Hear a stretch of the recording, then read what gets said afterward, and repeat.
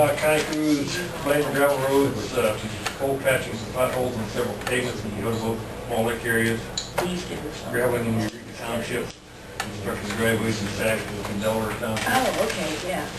Train tile in section 15 in Eureka Township, and we started mowing paved road shoulders.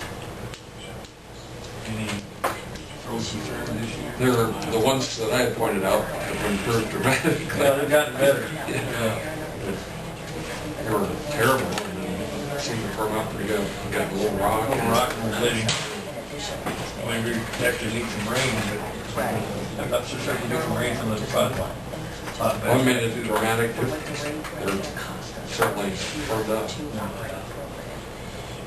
Number 2 there, second summer helper, Will Riley started work for the road department yesterday, May 24th. New Highway 20, U.S. 20 Association will host a groundbreaking at 11 o'clock on June 2nd, next Wednesday, approximately 2 miles north of Lippman at 28. Shirley had sent out a press release in there. I got it forwarded. I emailed her back with some concerns about where they were going to host this thing, whether it was going to be on right on N28 or whether it was going to be in Where are they doing it? She didn't give me an answer back. She gave me sort of a short saying, we've done this before and haven't had any problems. Well, I guess I'm concerned about traffic safety. Yeah. Those are very narrow shoulders. Yeah, you can't park. I mean, if we get people out there parking on both sides of the road, there'll be one-lane traffic through the middle. So I'm going to contact the contractor. The contractor's coordinating, and maybe he's going to do some signage. You can get off, if you go off 1 mile or something off N28, then it wouldn't matter. I mean, if it stays dry, they could pull in that field. And then, I don't remember where the entrance is right there. I would think they could pull in someplace. Just get completely off the road. I don't know how many people expect. I was trying to think where the drive is. I think it's in the separation of the 280s, but I'm not sure what that is. I was thinking it was south, but Are you? I don't know. Anyway, I'm going to contact the CJ and see, since they're involved, I don't see them do anything that's going to be real unsafe as far as the traffic on N28. Item 4 there, Kim Tolliver has passed our pre-employment physical and drug screen and accepted an offer for the office manager at $13.50 an hour. She'll start work a few hours per day starting tomorrow to train with Jan, and will be full-time on June 1st. Jan's last full day is June 2nd, but she will be coming back some part days in June to help train Kim. She actually used a vacation, I think almost all the way through June, so the days that she comes in and works, she'll just have some additional vacation payout. She doesn't use the vacation. Item 5, we received a request to vacate a street in Grant City and join property owned by Gene Ahart. We will review the request and investigate, whether there are other streets or alleys that could be vacated at the same time. If we're going to do something down there, we're just going to try to clean up everything that we could. She owns the property sort of in the northwest part of Grant City. I think the adjoining property owner to the south is a taxidermist, or was a taxidermist? Essa? After Essa. his wife was a taxidermist. I haven't contacted them to see if they've got any concerns about it yet. We need to pull the plattings out of Grant City and see what is still showing on the plats as being open. You said that adjoining, but that street goes back to 50-50, right? Yeah. To adjoining ones. Yeah, I mean, when you get into these road vacations in towns, it gets a little more unclear. But what we did, like in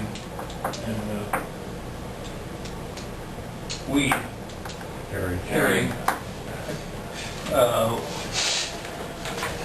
because technically if they were platted and dedicated to the city as part of the platting, they would technically be owned by the county. But if they weren't, and that's where sometimes the old records are clear, if they were just platted and not dedicated to the city, then like in Herring, we just gave half of it back to each landowner and said, hey, you figure out where your lines are and all that, and let them pay the cost to have it surveyed. And I can't remember, did we do a quick claim deed to them? I think we did. if I remember right. So it clears up as far as the county doesn't own it, so. And I assume we're going to find a similar thing in Granite City that you can't clearly tell whether or not they were dedicated and given to the city. But Was Granite City ever incorporated? I have no idea. I haven't looked into all that yet.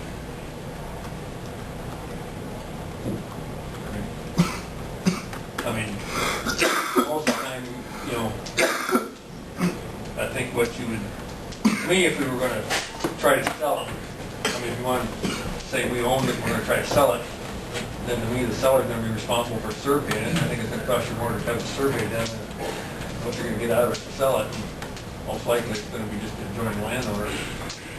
Although maybe one would buy all of it instead of just half of it. Those two can. But it takes two to make an auction. Yeah. There is a cemetery back in there. That's the next street south, and of course I assume that's got to stay open because I assume that's still an active cemetery back there. It's sort of overgrown there on the west end. They've got it all mowed tonight. The trees are starting to close in on the road a little bit. Yeah, a little muddy. Yeah. It's not a well-traveled road. Anyway, we'll do some research into that. Ahart is her, apparently she's divorced and that's her maiden name. Off the top of my head, I can't tell you what her married name was. But I looked on the platform, it still had her married name. Anyway, that's all I have.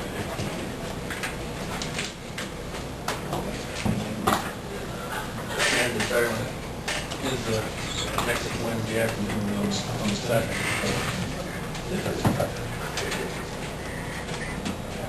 Yeah, it sounded like you had a good pool for selecting.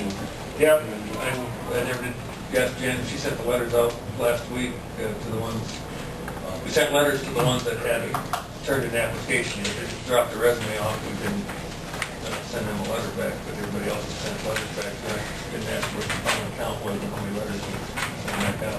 You had indicated 60 or something. Yeah, I think total number, counting the resumes we had dropped off, I think we were up to almost 70, but I think 67 was the last count I remember, but we had 4 or 5 of those that dropped off resumes and picked up applications, but then never did.